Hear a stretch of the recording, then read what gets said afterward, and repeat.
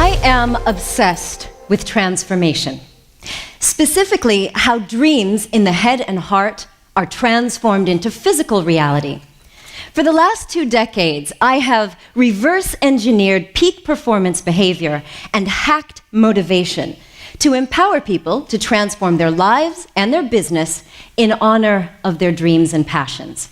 So, whether it's starting a new business or relationship, to building a better brain or body, how many of you out there feel that you have the potential to do something great in life? All right. Well, Marianne Williamson once said, if you feel like you're wasting your life's potential, you are. The truth is, you have far more power over your physical well-being and your impact in life than you give yourself credit for. Now, over the last several years as a documentary filmmaker, I have immersed myself in cultures around the world to see what it takes to really thrive and flourish. What I noticed is, in many cultures, like in the Western world, when we set out in life, most of us are programmed to fit into social norms. In business, we look to the marketplace to compete for better sameness. And when we suffer, physically or emotionally, most of us look outside of ourselves for the cause and the cure. Now, the shift for me came in my final year of medical school when I started the study of traditional Chinese medicine and acupuncture. I learned that people could have heart and brain surgery while awake without anesthesia. Women could deliver their babies painlessly, and people could recover from drug addiction and craving with a few tiny, well-placed needles. I realized there was more to the body and mind than what the American medical system was teaching me. I came to understand that our programmed beliefs about ourselves and our place in the world dictate a large part of our health and happiness, as well as our level of success. Now, the challenge is our concept of self is often inauthentic or weak. To transform what you see on the outside, you've got to transform who you are on the inside. In the next few minutes, I will summarize the soul and science of my work to leave you with 3 vital keys to unlock your potential for transformation. It's a simple prescription, really, one small shift that can yield big results. I'll even tell it to you now. Become who you really are. When you look yourself in the mirror, past the makeup or blemishes, do you ever sense that there's more to you than what you see in your reflection? So who are you, really? When asked, who are you, most people respond with their age, ethnic background, job, or position in life. Why? Because we've all been programmed. The programming of your self-image and how you describe yourselves to others begins in childhood. As author and biologist Bruce Lipton so passionately explains, during the first 6 years of our lives, our brains exist in a hypnotic trance-like state, such that we passively absorb, record, and believe the things that are impressed upon us from the outside world. So from birth, the socialization process shapes our sense of self, identity. And little by little, a social mask is formed, and we behave according to the rules of our family or religion. We adopt the cultural, political, and gender norms that are thrust upon us, causing most of us to lose sight of and compromise who we really are. Now, the sad thing is, most of us end up forcing the unacceptable parts of our personality into the shadows, and we end up masquerading as a half-baked version of ourselves. We embrace the qualities of our peers or the ideals of our parents, all in an attempt to fit in and be accepted. Meanwhile, the authentic, original you, that glimmer you see reflected deep in your eyes, takes a back seat. Often we don't realize who we are meant to be because we're so busy trying to live out someone else's ideas. But what if who you thought you were is wrong? What if by being your most authentic, perfectly imperfect self, you could transform your health and your life while having an extraordinary impact in the world. You know, the challenges that our world faces today, from economic collapse, crumbling political regimes, environmental crises, and global health problems, we need new solutions, not rehashed versions of old thinking. Einstein said, "No problem can be solved from the same level of consciousness that created it." In 2010, IBM conducted a study of CEOs around the world. 60% of these CEOs said that creativity is the most important leadership quality for success in business. So you see, we need people who will be creative enough to think outside of the box, those who are bold enough to go for their dreams, and those who are free enough to be truly themselves. That's from whence that creative spark of genius often comes. Now, Greek philosopher believed that we have a telos, a purpose or an end toward which we are pointed. And that end is the self. And the best life, says Aristotle, is spent trying to understand what that self is and to become it. And that's what people who want to transform the world need to hear. Become who you are. Now, that's also the title of one of the positive psychology courses I teach here at IUM in the business school. One of the first assignments is to research the class title. Now, many people have heard "Become Who You Are," or they've seen it in online social networks, these cute little postcards. Most often the phrase is attributed to Friedrich Nietzsche, but Nietzsche was actually quoting Pindar, the lyric poet. Upon further research, we see that Pindar's line, when accurately translated from the ancient Greek, reads, "Become such as you are, having learnt what that is." So you see, your first key to becoming who you really are is to learn who you really are. So how do you do that? Shift your focus inward. Question your thoughts and beliefs. Seek to rediscover your true self through inquiry, contemplation, yoga, or, as Mathieu Ricard said, through meditation. Now, one way that you can see what is truly you and not just programming is to look at your biology. Dr. Robert C. Cloninger from my alma mater, the Washington University School of Medicine, developed the TCI. The TCI is the temperament and character inventory. You take it to learn what your true personality traits are that have come from your family. Those aspects of our personality that are actually transmitted in the DNA.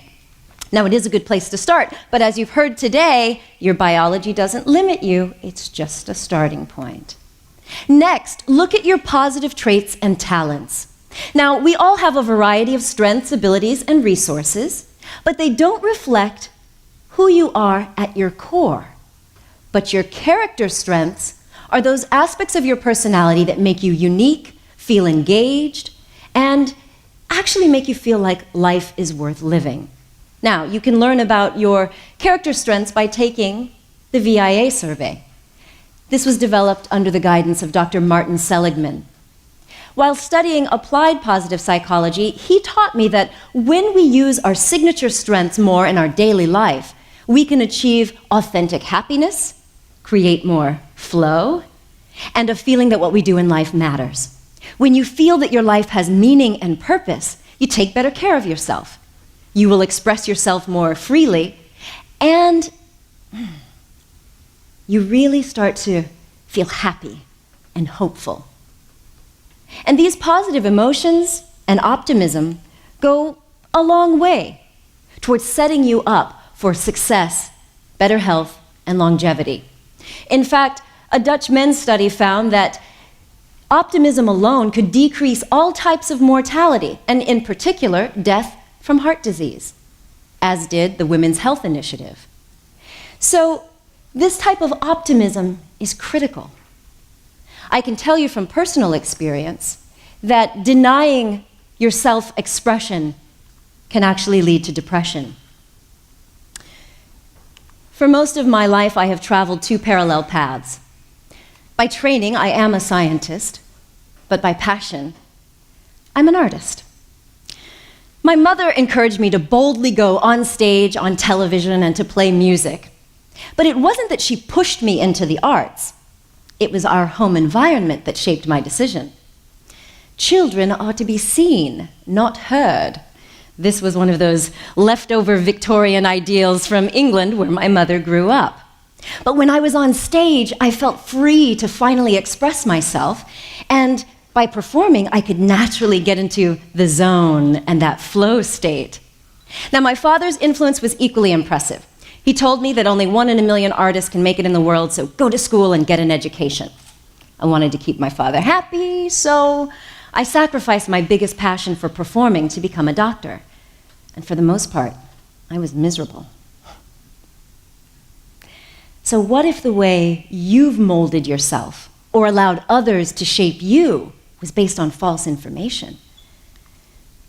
If you're always trying to be normal, you'll never know how amazing you can be.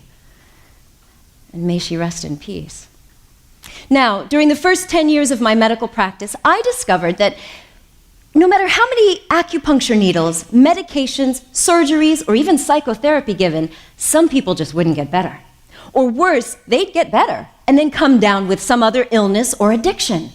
And when I asked why and probed deeper, I discovered that some of them didn't love and accept themselves. They didn't value their lives, and they didn't even feel that they deserved good health and happiness. And somehow that felt very familiar to me. When we are coerced to be something that we are not, or forced to pursue goals that are not of our own choosing, we often take on the beliefs of others that can literally cause our own self-rejection and self-loathing. Now, I did use my on-camera skills to work successfully with some of the largest media brands in the world, but the persona that we created was not authentically aligned with who I really was. I didn't feel comfortable with my pseudo-celebrity status, and I even started to hide some of my success because I hated the image that we created. I also hid my sadness. Smiling on the cover of magazines and doing talk show interviews, I wore a happy mask, while internally I suffered. Now, that subset of my patients that lacked self-love was actually a mirror to what I was experiencing.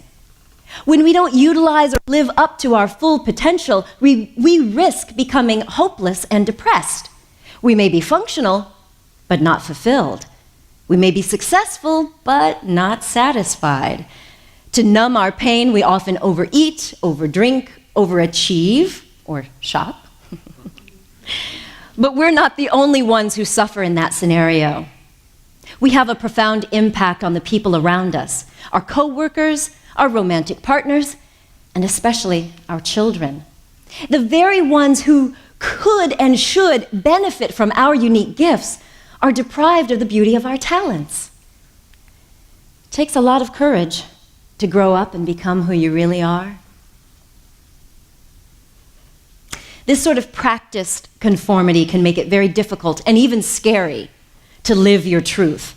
Often we're paralyzed by fear or so racked with pain that we feel like we just can't go on. And that's what happened in my case. Now, I don't recommend it, but hitting rock bottom can be a blessing in disguise. Our very own downfall can propel us to new heights of self-expression and self-acceptance.